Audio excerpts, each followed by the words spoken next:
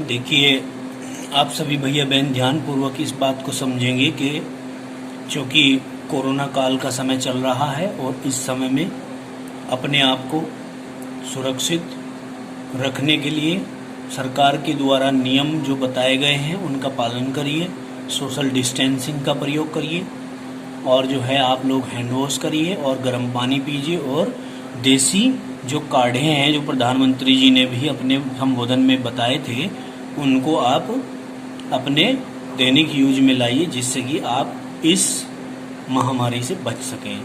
मैं ईश्वर से प्रार्थना करता हूं कि हमारा परिवार, आप लोग हैं, आप लोग सुरक्षित रहें, देश सुरक्षित रहे, यही ईश्वर से आशीर्वाद मांगते हैं। इसी के साथ हम आज फिर आप लोगों के साथ अपने राधा कृष्ण इंस्टीट्यूट के द्वारा राधा कृष्ण कोचिंग क्लासेस जो केमिस्ट्री के नाम से डाली गई है उसमें आप लोगों के साथ बने हुए हैं।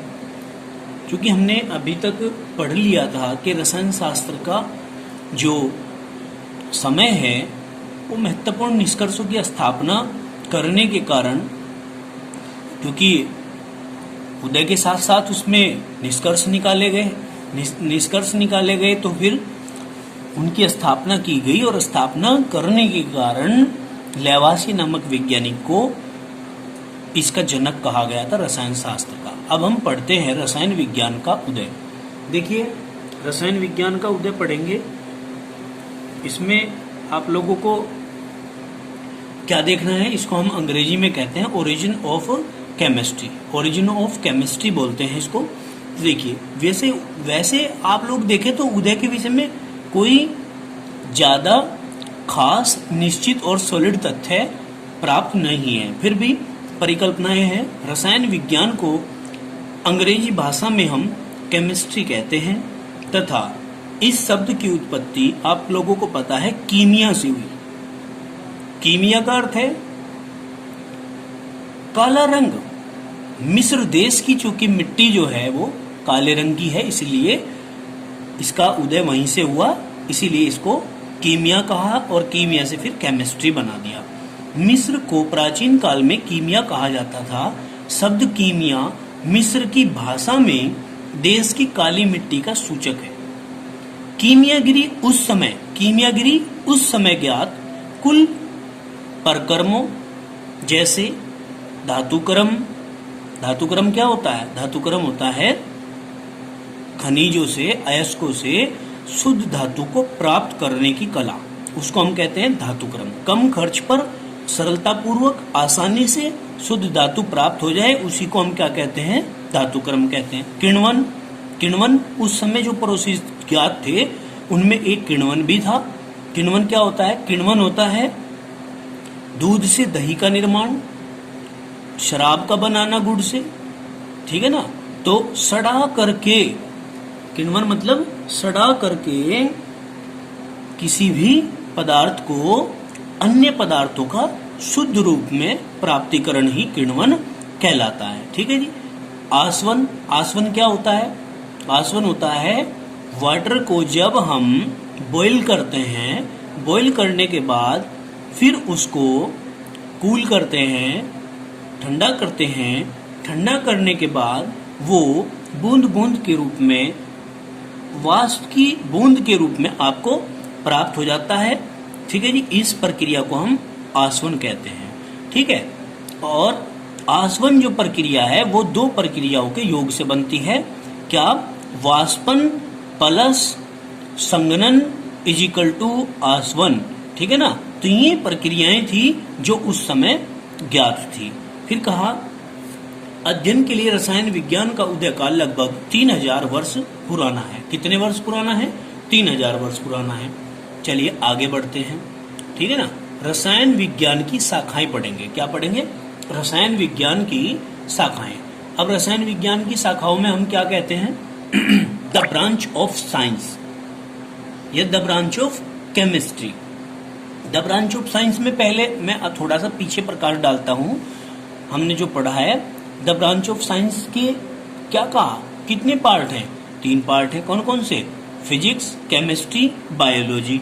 अब केमिस्ट्री की भी आगे ब्रांच बना दी, केमिस्ट्री की आगे जो ब्रांच बनाई उसके विषय में हम पढ़ते हैं। क्या कहा?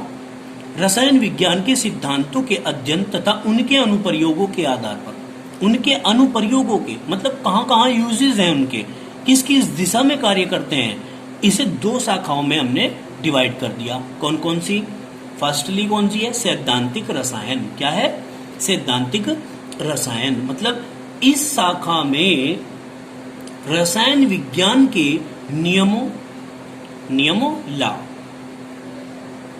परिकल्पनाओं मतलब कल्पनाओं के इर्द गिर्द जितनी भी बातें हैं में सारी, जिसको हम हाइपोथेसिस कहते हैं। क्या कहते हैं? हाइपोथेसिस कहते हैं। आर नहीं आएगा, हाइपोथेसिस, ठीक है जी। तथा सिद्धांतों का अध्ययन किया जाता है। भाई सैद्धांतिक रसायन में सिद्धांतों का ही अध्ययन किया जाता है। किस किस के सिद्धांतों का?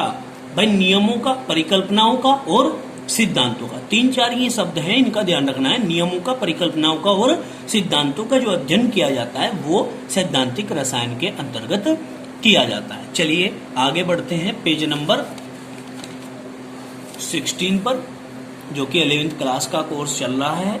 इस पर हम स्टार्टिंग जोन में चल रहे हैं फिलहाल। तो 16 पेज पर देखते हैं। सेकंड इज अनुप्रयुक्त रसायन। अनुप्रयुक्त रसायन को बोलते हैं अप्लाइड केमिस्ट्री। क्या कहते हैं? Applied chemistry. इस शाखा में रासायनिक नियमों व सिद्धांतों के अनुप्रयोगों का अध्ययन किया जाता है। अनुप्रयुक्त रसायन मतलब अप्लाइड केमिस्ट्री, मतलब कहाँ कहाँ अप्लाई हो रहे हैं, ठीक है ना, सिद्धांत कहाँ कहाँ लग रहे हैं, उनका अध्ययन किया जाता है। हम कहेंगे इस शाखा में रासायनिक नियमों व सिद्धांतों के अनुप्रयोगों, 2 शब्द हैं, रासायनिक नियमों और सिद्धांतों के अनुप्रयोगों का हम स्टडी इसमें करते हैं। अब रसायन विज्ञान को 4 शाखाओं में डिवाइड किया गया है। कौन कौन सी हैं? फर्स्ट इज कार्बनिक रसायन। क्या है? कार्बनिक रसायन, जिसको हम ऑर्गेनिक केमिस्ट्री कहते हैं। ऑर्गेनिज्म मतलब जीवधारी, जीवधारियों से प्राप्त जो पदार्थ होते हैं, तत्व होते हैं, वो कार्बनिक रसायन के अंतर्गत आते हैं। जैसे रसायन विज्ञान की वह शाखा जिसमें कार्बन व उसके सभी यौगिकों का अध्ययन किया जाता है, कार्बनिक रसायन कहलाता है। देखिए कार्बनिक रसायन क्या है? मतलब कार्बन जिसमें प्रेजेंट हो, ठीक है ना, कार्बनिक रसायन। तो हम क्या कहेंगे? The branch of chemistry which we study carbon and its compound is called organic chemistry. इसको हम ऑर्गेनिक केमिस्ट्री कह देते हैं। समझ आ गया होगा। अब ये समझ आ गया है तो हम आगे चलते हैं, क्योंकि ये आपने कक्षा 10 में भी पढ़े हैं, इसलिए आप लोगों के लिए ये समझना इजी रहेगा। क्या है अकार्बनिक रसायन? इसको हम इनऑर्गेनिक केमिस्ट्री कहते हैं। शब्द अकार्बनिक, कार्बनिक का उल्टा है। कार्बनिक में ए लगा दिया, मतलब ए माने अनुपस्थित, मतलब जिसमें कार्बन अनुपस्थित हो। क्या कहा? शब्द अकार्बनिक कार्बनिक का उल्टा है। तथा रसायन विज्ञान की वह शाखा जिसमें कार्बन को छोड़कर, कार्बन को छोड़ दीजिए, बाकी जितने भी आपके पास एलिमेंट हैं उन सभी तत्वों व उनके यौगिकों का स्टडी किया जाता है, वो आपकी अकार्बनिक रसायन होती है। क्लियर? आगे चलते हैं। वैश्लेषिक रसायन। क्या जी? वैश्लेषिक रसायन। क्या कहा इसमें हमने? वैश्लेषिक रसायन में क्या पढ़ते हैं? देखिए ध्यान से। इसको हम एनालिटिकल केमिस्ट्री बोलते हैं। क्या बोलते हैं? Analytical chemistry. विज्ञान की इस शाखा में पदार्थों के गुणात्मक तथा मात्रात्मक, मतलब क्वांटिटेटिव और क्वालिटेटिव, ठीक है ना, विश्लेषण के अध्ययन पर आधारित है और उनका इसमें अध्ययन किया जाता है। यह शाखा मुख्यतः प्रयोगशाला में प्रयुक्त होने वाले नियमों तथा उनके अनुप्रयोगों से संबंधित है। मतलब लैब के अंदर, प्रैक्टिकल लैब के अंदर जो नियम हम अप्लाई करते हैं उनके अनुप्रयोगों से जुड़ी हुई है। ठीक है ना, कि लैब के अंदर जो सिद्धांत अप्लाई करके हम कार्य कर रहे हैं वो सब कार्य वैश्लेषिक रसायन के अंतर्गत आते हैं, एनालिटिकल केमिस्ट्री के अंदर आते हैं। क्लियर हुआ? अब आगे चलते हैं भौतिक रसायन, फिजिकल केमिस्ट्री इसको बोलते हैं। भाई विज्ञान की इस शाखा में उन नियमों तथा सिद्धांतों का अध्ययन किया जाता है, उन नियमों और सिद्धांतों का अध्ययन किया जाता है। ध्यान से सुने, नियमों और सिद्धांतों का अध्ययन किया जाता है जो कार्बनिक तथा अकार्बनिक यौगिकों के गुणों के अध्ययन के लिए, काय के लिए, कार्बनिक और अकार्बनिक यौगिकों के गुणों के अध्ययन के लिए प्रयोग किए जाते हैं। रसायन विज्ञान की इस शाखा को ही हम सैद्धांतिक रसायन भी कह देते हैं। इसी को ही हम क्या कह देते हैं? सैद्धांतिक रसायन कह देते हैं। इसकी और भी बहुत सारी शाखाएं हैं। क्योंकि आप पेज नंबर हम 17 पर आ गए हैं, आपके पास हमने पीडीएफ भी डाला हुआ है फर्स्ट चैप्टर का, उसमें पेज नंबर 17 पर आप लोग चेक करेंगे तो ये मैटर आपको मिलेगा। क्या कहा? अन्य बहुत सी इसकी शाखाएं हैं। देखिए इन्होंने क्या लिखा हुआ है, यहाँ रैनी लिखा हुआ है, ये मैनी, इसको मैनी करेंगे, मैनी अदर ब्रांचेस। क्या कहा? ध्यानपूर्वक देखिए औद्योगिक रसायन, इंडस्ट्रियल केमिस्ट्री, मतलब इंडस्ट्रीज के अंदर, ठीक है ना, जितने भी रसायन प्रयोग करे जा रहे हैं, उनके सिद्धांत यूज करे जा रहे हैं, वे सारे औद्योगिक रसायन के अंतर्गत आते हैं। यांत्रिक रसायन, इंस्ट्रूमेंटल केमिस्ट्री, इंस्ट्रूमेंटल यंत्रों का अध्ययन किया जाता है, जिसमें केमिस्ट्री में यूज होने वाले यंत्रों का अध्ययन किया जाता है, वो इंस्ट्रूमेंटल केमिस्ट्री होती है। कृषि रसायन, एग्रीकल्चर केमिस्ट्री। अब देखिए खरपतवार नाशक है ना, कृषि के अंदर कीटनाशक, बहुत सारी जर्मिसाइड, इन्फेक्टिसाइड, बहुत सारी दवाएं यूज होती हैं, खाद, यूरिया, डाई, ये सब जो है, फास्फोरस, सल्फर, ये सब यूज होते हैं, ये सारे कृषि रसायन के अंतर्गत हम पढ़ते हैं। ठीक है ना। औषधि रसायन, मेडिसिनल केमिस्ट्री। अब देखिए हमारे जीवधारियों के लिए, पौधों के लिए, है ना, जितनी भी दवाएं तैयार करी जाती है वो सारी की सारी औषधि रसायन के अंतर्गत आती हैं। उनका यूज भी, उनका मैन्युफैक्चरिंग भी, उनका आगे जो है किस तरीके से कहाँ कहाँ अप्लाई करना है, वो सब औषधि रसायन के अंतर्गत हम लोग पढ़ते हैं। इसके बाद भू रसायन, भू रसायन जियो केमिस्ट्री।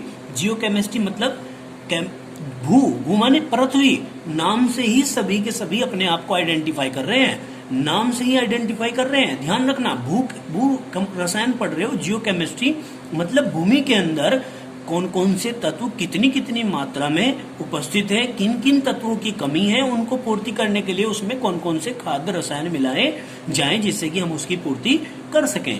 प्रतिशत मात्रा पूरी होनी चाहिए पृथ्वी के अंदर, भूमि के अंदर फसल को उगाने के लिए, उसकी कमी, पेशी वृद्धि, जो कुछ भी जांच करते हैं वो सब भू रसायन के अंतर्गत हम चेक करते हैं। इसके बाद आता है हमारा खगोल रसायन। खगोल रसायन होता है एस्ट्रोकेमिस्ट्री। आप लोगों ने नासा का नाम सुना होगा, आप लोगों ने इंडिया की इसरो का नाम सुना होगा, जो अंतरिक्ष में अपनी एक अहम पहुंच बनाए हुए हैं, ये हमारी एजेंसीज हैं।